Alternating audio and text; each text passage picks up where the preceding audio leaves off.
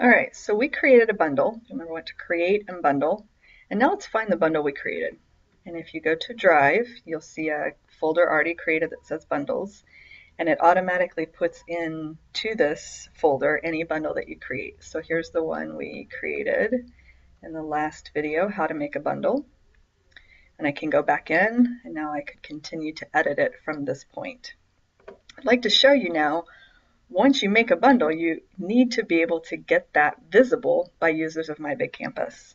So let me show you one of the ways that I've used bundles by taking a look at Physics 1 Honors as my bundle. So I had 4 sections of Physics 1, and I created a different group for each of those sections because when we go into schoolwork and assign schoolwork, it's easier to have the students in a certain class grouped together. But I really, when I create something to share with the classes, I only want to have to do that once. So what I've done is for each of the groups to link them to this one bundle. So everything that I do within Physics 1 Honors, I'm going to put in this bundle. And in a few moments, I'll show you how to link this bundle to each of the groups. And then if I make a change in this bundle, it's automatically pushed out to all of the groups that are linked to it. So here's the bundle. No cover art, that's okay. I've linked a bundle, another bundle. I've got documents linked. I've got some text for students. Notice you can actually link an assignment to the bundle, and so it's sitting out there waiting for when you assign it so students can see that that's coming. Lots of different things that you can put in the bundle to put here. And I want to take this bundle and link it to a group. So the first thing is, this process is a little bit cumbersome. I'm really hoping MyBigCampus smooths it out soon, but for now, here's what we do. I'm going to take this URL, so I've clicked on the URL, right click and copy, and I want to go and find the group that I want to put this in. So let me show you in a training group.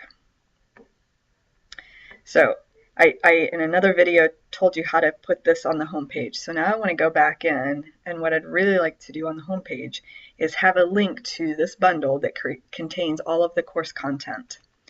So instead of saying this is the home page, I'm going to say Physics 1 Honors. Now remember, once I highlight that, I have this option to add a link, and I can go in here and paste the URL that I copied in regard to my bundle. I can choose a target that's going to go to a new window, and this time save is all the way at the bottom. I click save, and so now when I go back to this page, this link will take me to this Physics 1 Honors bundle where I've got all of the information for that class. Now let me go back again to this group.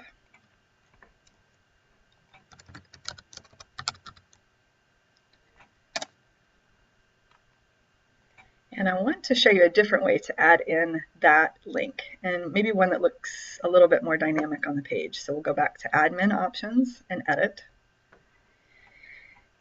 And I want to put in this time a table. And this is certainly just a preference issue. So I put in a table 3 by 3. And what this is going to let me do is organize the links on this page a little bit more easily. So I could copy and paste, or cut. Nope. If I want to cut, I have to do Control X, and then to paste it, I have to do Control V. And so now I've got this link here, and I could put a link to another bundle or a link to a textbook site. So let me say online textbook, and then I'll highlight this, go to the URL, and there's my textbook site. Again, target, new window.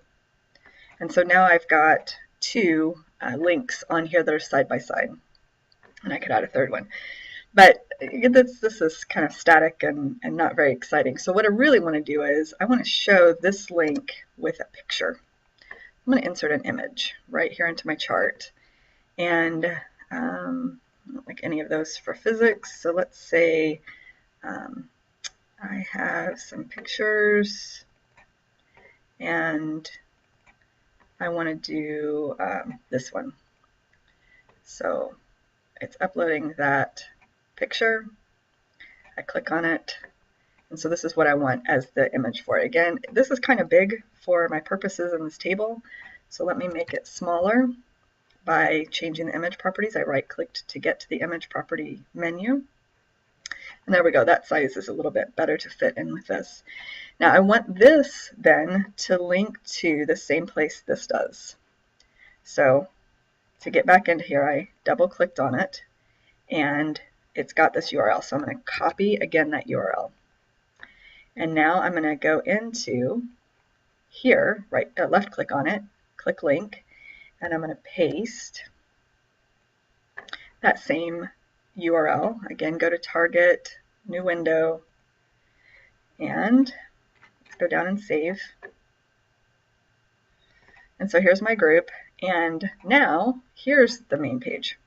And students can click on that image to get into this bundle to access their information.